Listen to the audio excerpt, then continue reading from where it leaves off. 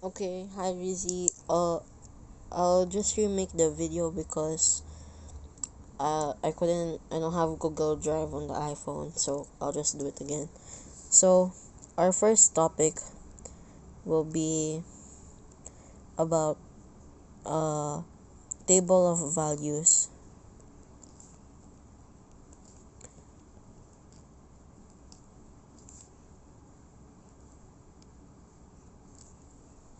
And for our table of values, it's actually pretty easy lang naman. You just have to follow the formula that given sa'yo. So, let's have an example of fx is equal to 1 minus 2x minus x squared. Okay, that's our given. And for our value of x naman, given na siya. Parang nasa given na siya. Pero on the next video, I'll teach you how to get the value of y. X. Sorry. And then since we're finding the value of fx, let's put that in the bottom. Okay. So our given for x is negative 3, negative 2, negative 1, 0, 1, 2, 3. Okay, there. So, first, we will do substitute our value of x to the formula. So, bale, parang ililipat mo lang ang value ng x mo sa formula. So, example, ang kukunin muna natin yung value is si negative 3. So, sulat natin.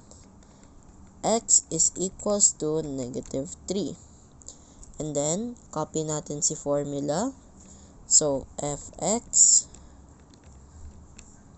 equals to 1 minus 2x minus x squared. So, papalitan lang natin yung mga x ng value ng x natin dito sa taas.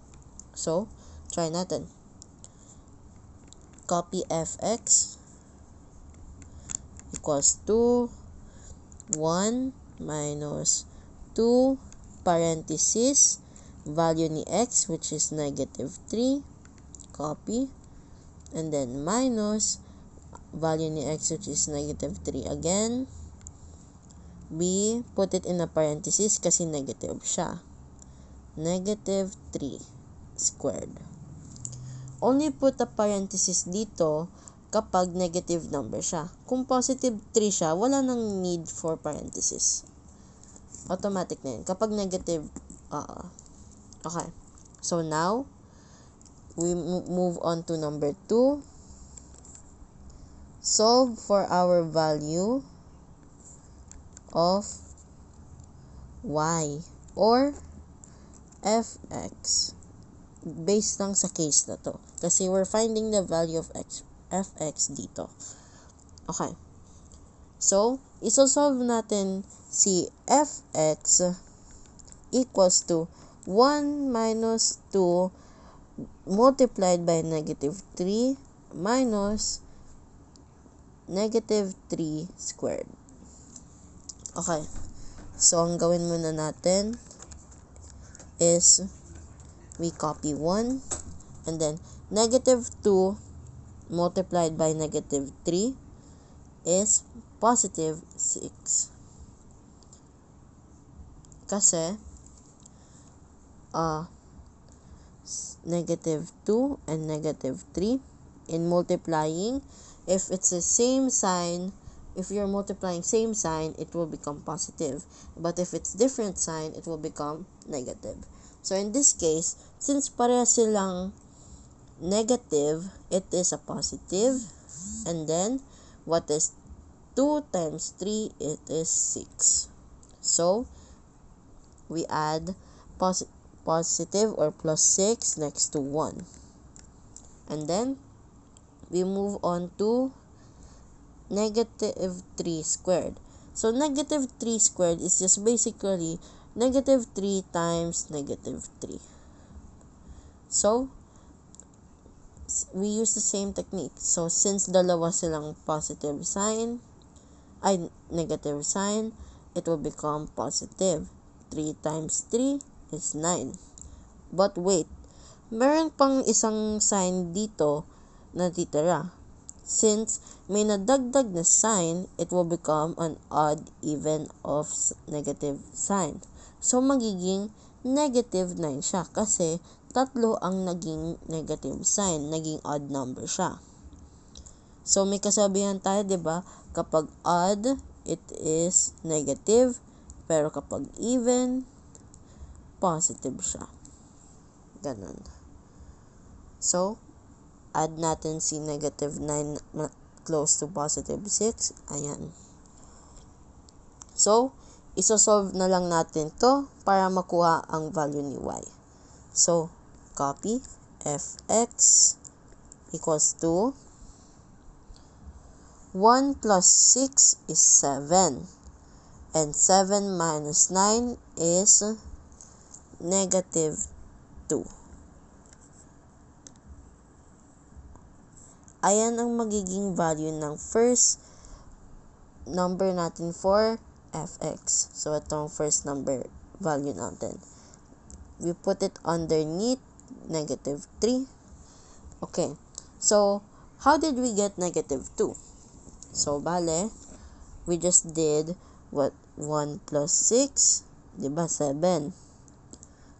7 naman minus 9. Okay. Always remember, kapag ang bigger number ay nasa likod, automatic na negative siya. 7 minus 9, 2. Copy that. Pero, kapag naman it's 9 minus 7, since ang bigger number natin ay nasa harap, it will become a positive. So, 9 minus 7, again, is just 2. Kung ano lang ang bigger number, kung saan siya, dun mo malalaman kung positive ba or negative. So, ayan. That's how we got negative 2. Okay.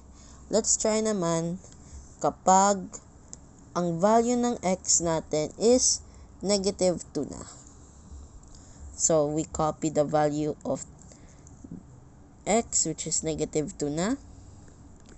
We copy our formula or equation. Fx is equal to 1 minus 2x minus x squared. Okay. Let's do step 1. Substitute the value of x to the formula. Lagay lang natin ang value ni x sa formula. So, copy fx equals to 1 minus 2 parenthesis multiply by value of x, which is negative 2. Copy.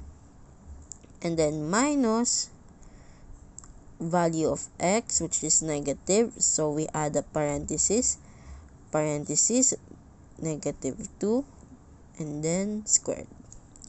Now, we do step number 2, which is solve for y or fx in this case. So, copy fx equals to 1, okay, negative 2 times negative 2. Since parehas silang negative, it will turn into positive.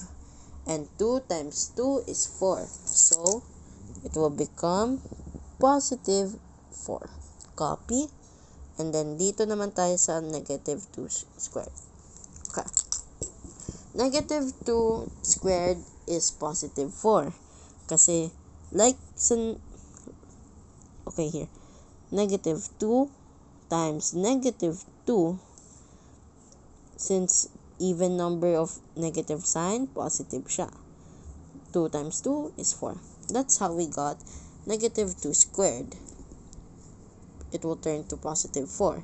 But since may isa pang natitira ditong negative sign, may mag-a-add na isang negative sign here. So, since it's odd, which is negative, it will become to negative 4. So, add natin dito, negative 4. Okay. Now, we do the final part, which is we solve all this. 1 plus 4 is 5. And 5 minus 4 is positive 1. Why? Kasi 1 plus 4 is 5. And 5 is a bigger number than 4. And since nasa harap ang 5, it will become a positive automatic. And then, 5 minus 4 is just 1. Kasi, that's how many 5s there are in 4. Or how many 4s there are in 1. So, that will be our second value for our table of values. So, we write down positive 1 there. Okay. Next naman, let's try the value of negative 1. So, we copy down our formula again. 1 minus 2x minus x squared. And then, we do step 1, substitute the value of x to the formula. Fx equals to 1 minus 2, value of x, negative 1. And then minus, parenthesis, because it's still a negative, negative 1 squared. We solve. Okay, so copy 1 first. Negative 2 times negative 1. Since parehas pa rin silang negative, it will turn into a positive. And 2 times 1 is still 2. We just add there. Since naging positive si negative times 2 times 1, copy natin si positive sign, and then 2 times 1 is just 2. And then 1 squared naman, the 1 squared is just 1 times 1. So our answer will be 1. But it will turn to positive kasi naging 1 times 1 siya. Here, since dalawa ang negative sign niya, it will become a positive 1. But since may extra pa ditong negative, may madagdagdag, magiging odd number siya of negative sign. So, magiging negative 1. So, minus 1. And then, we solve again. 1 plus 2 is 3. And 3 minus 1 is 4. Oh, wait, no. 3 minus 1 is 2 pala. 2, sorry. Nagkamali ako. 3 minus 1 is 2. That will be our third value for fx. Okay. So, 3 minus 1 yan na. Sorry. We put the value of fx in here. There. And I will only do 3 examples. So, I want you to try the other 4 here. So, just follow the steps. Substitute the value of x to the formula. And then, solve for y. Basically, it is all multiplying lang naman. And adding, subtracting. It's very easy. And, I hope, you can try this na. At least, like, try yan kahit saan dyan. Give me at least, like, 2 or 3. Basta, you just do the 2 steps. Substitute the value of x to the formula and solve for y or fx by, ayan. This is multiplying the parentheses and that and finding the square. Thank you.